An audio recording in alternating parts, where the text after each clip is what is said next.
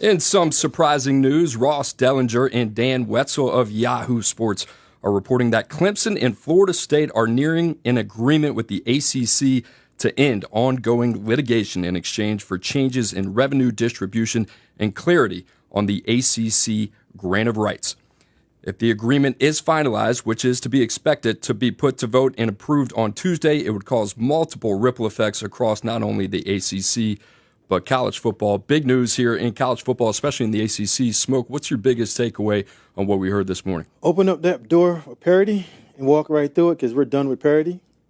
The rich is getting richer, the best is getting better, and everybody else is just trying to figure this thing out. I enjoyed it for the 2 minutes that we had it. Parity was nice. And with that, let's welcome on national college football writer Brandon Marcello to break it all down for us right here on the Ultimate College Football Show. Brandon, I just kind of want to start with a very simple question. Why settle this now? Well, it's a short-term fix. It's a Band-Aid, so to speak, because Florida State and Clemson were really kind of pushing the issue here that we're going to leave this conference sooner rather than later if you don't give us what we want. We've got to close that gap when it comes to revenue payouts from the conference level that are happening similarly in the Big Ten and the SEC, which is by far and beyond what the ACC was paying out. This sets it up to where schools like a Florida State and Clemson and North Carolina, maybe even a Miami, depending on their success and the type of TV ratings they bring in, they can close that gap and get paid an additional $20 to $30 million if they hit some benchmarks when it comes to television rating and also with their success on the field. There's a lot of stuff in the formula. They're still trying to tweak it and figure it out. But in the end here, Florida State and Clemson mostly will be happy for the next few years going forward with this new agreement. So, Brandon, at the end of the day, you're just saying the person that's the squeakiest gets the oil and everybody else is kind of just sitting back there just playing in limbo? But yeah, and what's crazy to me is that a lot of schools decided, hey, this is okay with us. We're going to get a less of a payout every year, almost guaranteed, because our programs just do not have the type of success that everybody else does. And now Florida State and Clemson, which if they had left, could have potentially put this in a spot where the ACC would dissolve, because I think you would have had other programs try to leave the conference themselves. The big question I have and a lot of people in the industry had was, did Florida State and Clemson or even North Carolina or Miami actually have a landing spot somewhere? And from the people I've talked to over the last 2 years now, said they didn't. There was nothing in place there. There was no really kind of flirtations going on from the Big Ten or the SEC. And down the line, 6 years from now, maybe even less, we're probably going to be in the same situation again, asking if the ACC is going to dissolve. Miami, obviously, especially coming off last year with the success they had, they're starting to trend back up to what we are accustomed to seeing with their success on the field. Also, they're just a big draw nationally with the television ratings. North Carolina, obviously, I mean, Bill Belichick being there now, there's going to be a lot of curiosity from fans to watch that team, much like with Deion Sanders at Colorado. Plus, the North Carolina basketball program is one of the top rated programs when it's on television as well. So those programs are the ones that stick out, the ones that are going to benefit the most from this and are going to be comparable financially at the end of the day with their revenue to, say, an SEC or Big Ten team.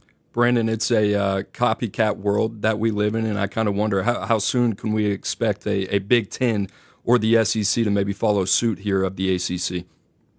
Yeah, I think it's possible. I don't know if you guys are familiar with the Overton window. It's this idea that anything that's socially acceptable is within this own little window. And over the last 4 to 5 years, it's been expanding and moving ever so slightly to let us know exactly what is acceptable, whether now it's players getting paid, the revenue sharing, NIL, and now you have programs taking their own conferences to court and saying, we want more money or we're leaving. Well, this is nothing new, though it's been a little bit quieter in the past. Remember, the Big 12 years ago had similar circumstances with OU and Texas. Now the question is there a power program out there in another conference, say even the Big 10 or the SEC, that'll sit there one day and go, you know what?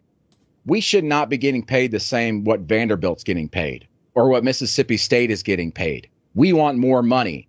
My feeling is right now, no one's going to raise that stink in the SEC and Big Ten because they're still on top when it comes to the financial revenue and everything going on. But because of this Overton window, it's constantly expanding. Revenue sharing is about to come up. All these athletic departments are pinching pennies. Even the richest ones At what point, 2-3 years from now, where they're spending all this money and going, man, we should be getting more money in so we can go build new facilities. Why is Vanderbilt getting as much money as us? We're Texas. We can't be having this. That's my concern. And again, what is normal in college athletics has been changing and shifting over the last 4 to 5 years. And this potentially could be the next step. And then, of course, remember, this is only a Band-Aid for the ACC. I think they're going to be in the same position 6 years from now when the buyout to get out of that grant of rights drops under $100 million. Florida State and Clemson really right now, even a Miami or North Carolina, can sit there and raise money these next 6 years to pay that buyout and go do something else. Or who's to say that other programs and other conferences go, you know what? We should be getting paid more here in the SEC than Vanderbilt or Mississippi State. And the SEC goes, well, you're going to have to take us to court over that. And they go, well, we won't. We're just going to go leave and create our own league with Florida State, Miami, North Carolina, and Clemson. I think anything's on the table now. Everything's driven by money. And again, we've seen one extreme to another extreme, and this has become more acceptable than ever. I think anything is possible over these next 6 years.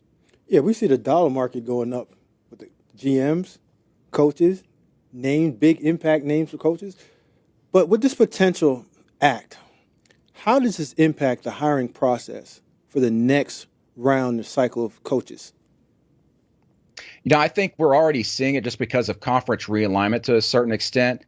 Always it's been that the blue blood programs feed off the middle tier programs, the middle tier programs feed off the lower tier programs.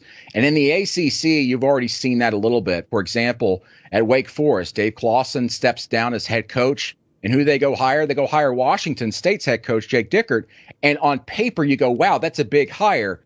But that's Wake Forest, which is in a better financial position in the ACC than Washington State, which is out there trying to rebuild the Pac-12, and they're getting less of a payout. 2-3 years ago, that would have been unimaginable. But now it's different.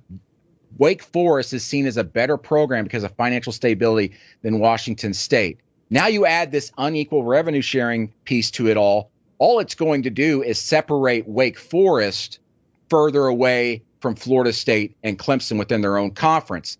Also, that means Wake Forest is going to be even further below the SEC, where they already were in the bottom tier. I mean, listen, Vanderbilt, the lower tier teams in the SEC are automatically going to be richer than Wake Forest now, or heck, maybe even a Virginia. That is going to hurt the bottom line in the next 2 to 3 years, especially as every team in that conference is paying $20.5 million to their players.